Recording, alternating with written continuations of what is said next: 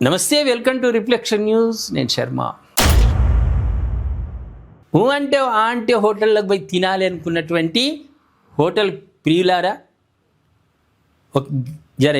ఒకసారి వార్త చూడండి. మీరు ఇంట్లో చేసింది భార్య తల్లులు చేసింది నచ్చదు మనకు.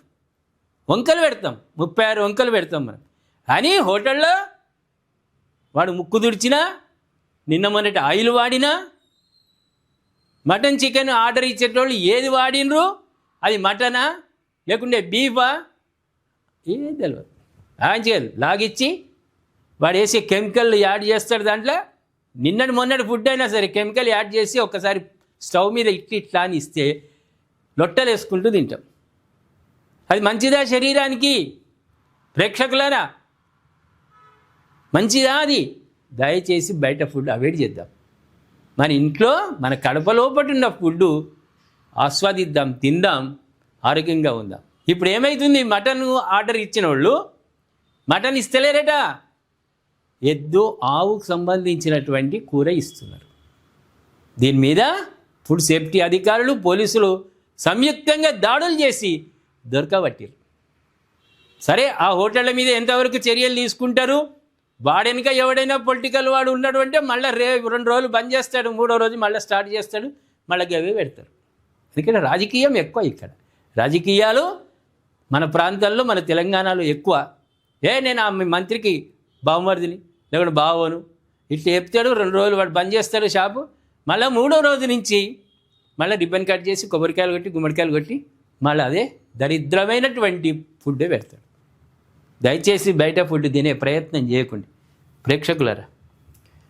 హైదరాబాద్ నగరంలో మటన్ పేరుతో బీఫ్ అమ్ముతూ మోసాలకు పాల్పడుతున్న ముఠా గట్టురట్టయింది.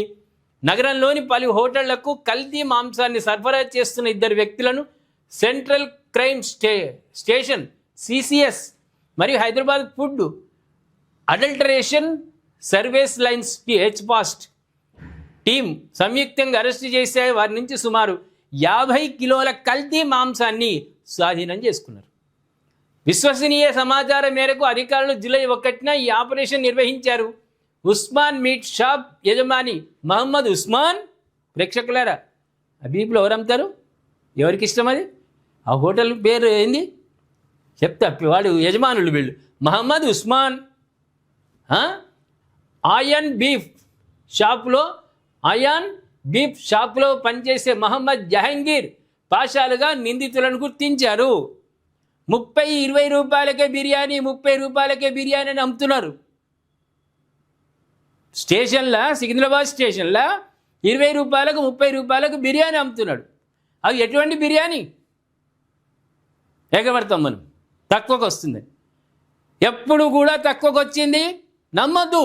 రెండోది, ఇటు ముస్లింలు, దయచేసి ప్రేక్షకులారని చెప్తున్నాను, ముస్లింలు అమ్మే చోట కొనకండి. ముస్లింలు అమ్మే చోట పండ్లు, ఫలాలు, పూలు హోటళ్ళ దగ్గరికి పోకండి. మంచిగా పాన్ వేసుకుంటాడు, ఆర్డర్ ఇవ్వగానే తుప్పున ఉంచుతాడు, 1 లీటర్ మిక్సీ చేస్తాడు దాంట్లో. ఇక యాడ్ కొత్తగా కెమికల్స్ రకరకాల అన్నీ యాడ్ అయితే పూల మీద ఉంచుతాడు, పండ్ల మీద ఉంచుతాడు. ఇవాళ బీఫ్ అమ్ముతున్నాడంటే మన వాళ్ళు ధైర్యం చేస్తారా? హిందూ హోటల్లో వాళ్ళు ధైర్యం చేస్తారా అటువంటిది ఇవ్వడానికి? ఇవాళ వీళ్ళు అమ్ముతున్నారు. అయాన్ బీఫ్ షాప్ అంటే ఎవరు అమ్ముతున్నారు? మహమ్మద్ ఉస్మాన్, మహమ్మద్ జహంగీర్ పాషాలు. వీళ్ళు అమ్మే దగ్గర ఎట్లా తింటారు? వాళ్ళకు ఉంటుందా?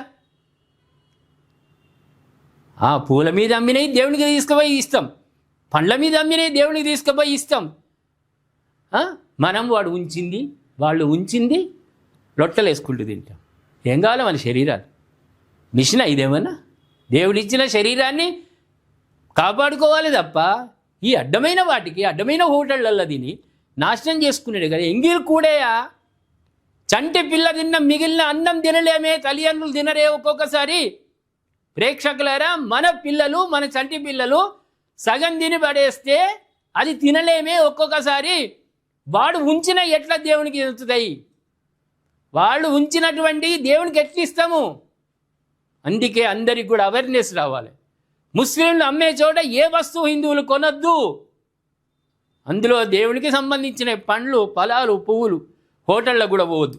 హోటళ్ళకు పోయినా గిదే మోసం.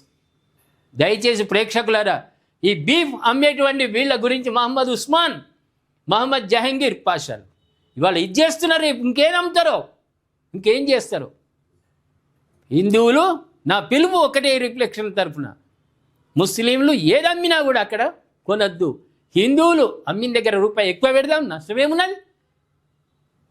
హిందువులు అమ్మే చోట రూపాయి ఎక్కువ పెడదాం, బాగుపడతాడు.